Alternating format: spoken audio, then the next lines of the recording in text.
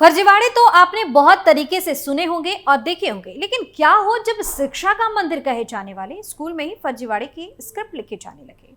लेकिन बिहार में ये सब कुछ हुआ है जिसका खुलासा भी हो गया है। तो चलिए पूरी कहानी से आपको रूबरू करवाते हैं और बताते हैं कि फर्जीवाड़े की पूरी कहानी क्या है। नमस्कार, कैपिटल टीवी बिहार की स्पेशल स्टोरी देख रहे हैं आप और मैं हूं आपके साथ दिव्या सिंह।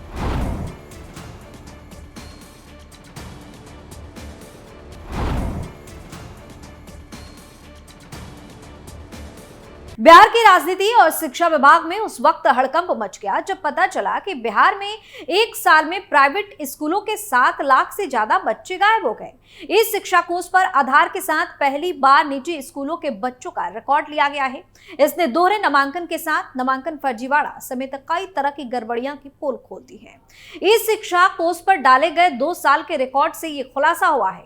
एक साल में 31 लाख का आंकड़ा 23 लाख पर आया है। साल 2023 से 24 में सूबे के निजी स्कूलों में बच्चों का आंकड़ा 31,15,000 था। वहीं 2024 से 25 में इस शिक्षा कोष पर आंकड़ा करीब 23 लाख बच्चों का दिया गया है। हैरानी यह है कि न केवल एक साल में इतनी बड़ी संख्या में बच्चे गायब हो गए हैं, बल्कि जिन बच्चों की संख्या दी गई है उनमें भी 25% से अधिक बच्चे बिना आधार वाले हैं। जिन 23 लाख बच्चों की संख्या सूबे के 38 जिलों से दी गई है, उसमें भी 6 लाख बच्चे बिना आधार के ही नामांकन वालों की लिस्ट में हैं। ऐसे में इन बच्चों के दोहरे नामांकन का अंदेशा विभाग को है। दोहरे नामांकन और नामांकन में फर्जीवाड़ा रोकने को ही विभाग ने आधार के साथ ही निजी स्कूलों को भी बच्चों की सूची इस शिक्षा कोष पर डालने का निर्देश दिया। नवादा, पूर्णिया, मुजफ्फरपुर समेत 7 जिलों में 30 से 50 तक बच्चे कम हो गए। दोहरा नामांकन नहीं तो ये बच्चे कहां गए? निजी स्कूलों के बच्चे की संख्या एक साल में कम होने पर सवाल है कि अगर यह दोहरा नामांकन नहीं है तो ये बच्चे कहां चले गए, क्योंकि सरकारी स्कूलों में भी बच्चों की संख्या बढ़ने की बजाय एक साल में घटी ही है। सरकारी स्कूलों में 2 करोड़ से अधिक बच्चों का आंकड़ा 2.25 करोड़ पर आ गया है।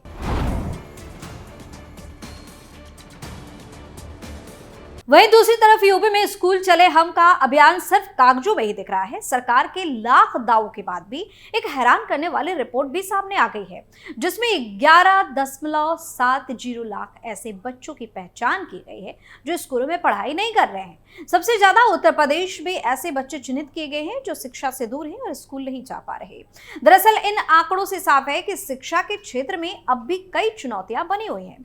आपको बता दें कि 9 दिसंबर को शिक्षा राज्य मंत्री जयंत चौधरी ने आंध्र प्रदेश के विशाखापट्टनम से तेलुगु देशम पार्टी के सांसद मुथुकबिली श्री भारत के सवाल के जवाब में बताया कि देश भर में 11,70,000 से ज्यादा छात्र स्कूल में दाखिला पाने से वंचित हैं। लोकसभा में दिए गए आंकड़े के मुताबिक सबसे गंभीर स्थिति उत्तर प्रदेश की है, जहां लगभग 7,85,000 छात्र स्कूली शिक्षा से वंचित हैं। वहीं झारखंड में यह संख्या 65,000 है, असम में लगभग 64,000, गुजरात में भी करीब 54,500 से अधिक बच्चे स्कूल नहीं जा पा रहे हैं। इसी तरीके से मध्य प्रदेश और हरियाणा में भी स्थिति चिंताजनक है, जहां 30 से 40,000 के बीच छात्र स्कूल नहीं जाते। बिहार, जो शिक्षा के मामले में पहले से ही पिछड़ा हुआ है, वहां भी लगभग 25,000 बच्चे स्कूल नहीं जा रहे हैं, यानी कि स्कूल से दूरी बनाए हुए हैं। शिक्षा के क्षेत्र में क्रांति का दावा करने वाली दिल्ली में भी लगभग 18,300 बच्चे स्कूल से बाहर हैं।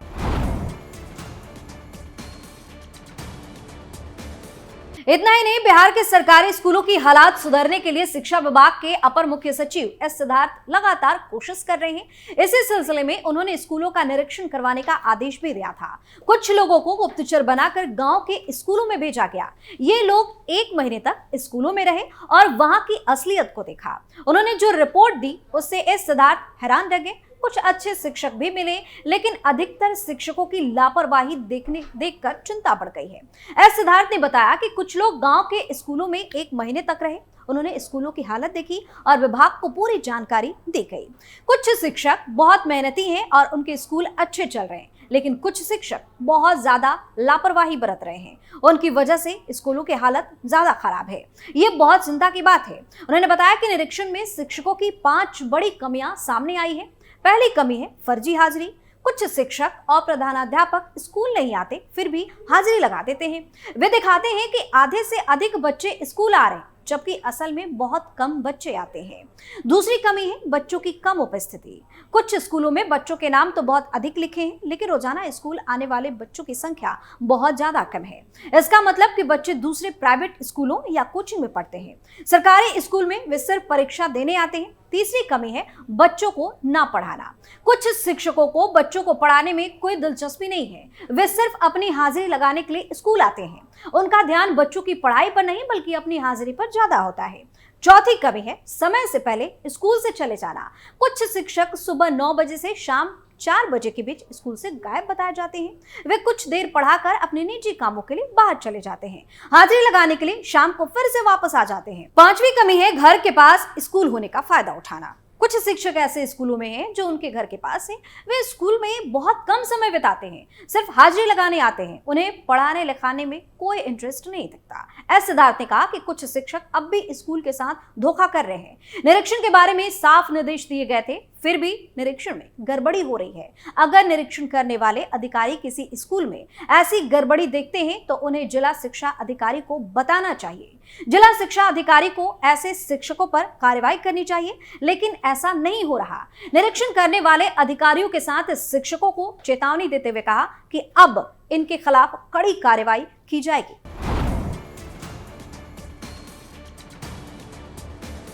इतना ही नहीं, दूसरी तरफ मध्य प्रदेश के उमरिया जिले में फर्जी मार्कशीट के सहारे नौकरी करने वाले एक स्कूल के प्रभारी प्रधानाचार्य को कोर्ट ने 5 साल की सजा सुनाई है। आरोपी प्रभारी प्रधानाचार्य के कारनामों की जब पोल खुली तो शिक्षा विभाग के अधिकारी भी हैरान रह गए। आरोपी ने 2 साल के भीतर बीएससी, बीएड और एमए कर डाला था, जबकि इन डिग्रियों को लेने में करीब 6 से 7 साल का समय लग जाता है।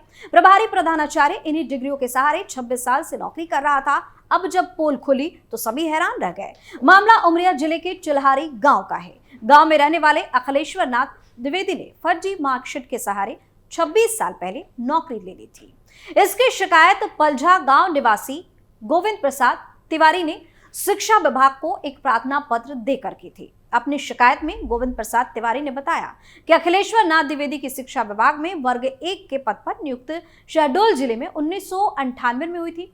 इनकी पहली posting higher secondary school Manpur में अर्थशास्त्र के प्रवक्ता के पद पर हुई। 1998 में शहडोल से कटकर उमरिया जिला बन गया। अखिलेश्वर नाथ द्विवेदी को कुछ शंका हुई तो उन्होंने transfer Amarpur higher secondary school में करवा लिया, लेकिन इसको वहां भी ठीक नहीं लगा तो ये कटनी जिले के नगर परिषद सिंगौड़ी हायर सेकेंडरी स्कूल में ट्रांसफर कराकर चले गए। वहां पर अखिलेश्वर नाथ द्विवेदी ने पदोन्नति का भी लाभ दिया और प्रभारी प्राचार्य के प्रभार में आ गए। इसके बाद उन्होंने अपना transfer higher secondary school Dokariya में करवा लिया और वहां प्रभारी प्राचार्य के पद पर विराजमान रहे। अखिलेश्वर नाथ द्विवेदी ने वर्ष 1994 में बीएससी की डिग्री झांसी बुंदेलखंड से प्राप्त की। वर्ष 1995 में बीएड की डिग्री बरकतुल्ला विश्वविद्यालय से प्राप्त की। इतना ही नहीं, वर्ष 1996 में अखिलेश्वर नाथ द्विवेदी ने उस्मानिया हैदराबाद से एमए अर्थशास्त्र प्रथम श्रेणी में उत्तीर्ण कर डिग्री भी ले ली।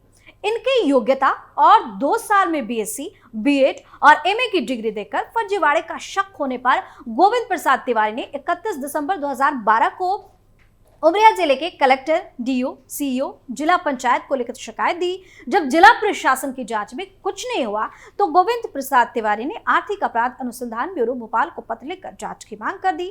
तत्कालीन एसपी उमरिया के पास वहां से पत्र आने पर थाना इंदवार को जांच के लिए निर्देशित किया गया। जांच में अखिलेश्वर नाथ द्विवेदी की सारी योग्यता और डिग्री फर्जी पाई गई, जिस पर थाना इंदवार के तत्कालीन थाना प्रभारी देवकरण डेहरिया द्वारा अखिलेश्वर नाथ पर मुकदमा लिखा गया। 2015 में यह मामला कोर्ट में चला गया, वहीं इस पर सुनवाई हो रही थी। अब 9 साल बाद इस मामले में फैसला आया है, जिस पर अपर सत्र न्यायाधीश सुधीर कुमार चौधरी फर्जीवाड़े को लेकर अखिलेश्वर नाथ को 5 साल की सजा सुनाए हैं। साथ ही 3,000 रुपए जुर्माना भी लगाया गया है। जुर्माने की रकम अदा न करने पर 6 महीने की सश्रम कारावास की सजा का भी आदेश जारी किया गया है।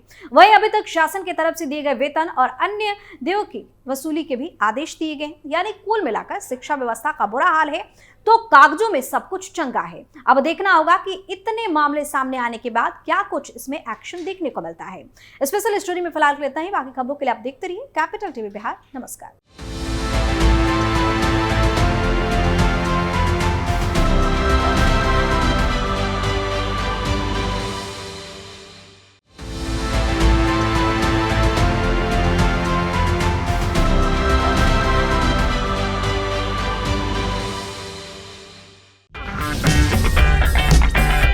अगर आपको हमारा वीडियो पसंद आया हो तो इसे लाइक करें, हमारे चैनल को सब्सक्राइब करें और हाँ, बेल आइकन दबाना ना भूलें ताकि आप तक हमारे वीडियो की नोटिफिकेशन पहुंचती रहे। आप अपना सुझाव हमें कमेंट बॉक्स में दे सकते हैं। हमारे साथ जुड़ने के लिए शुक्रिया।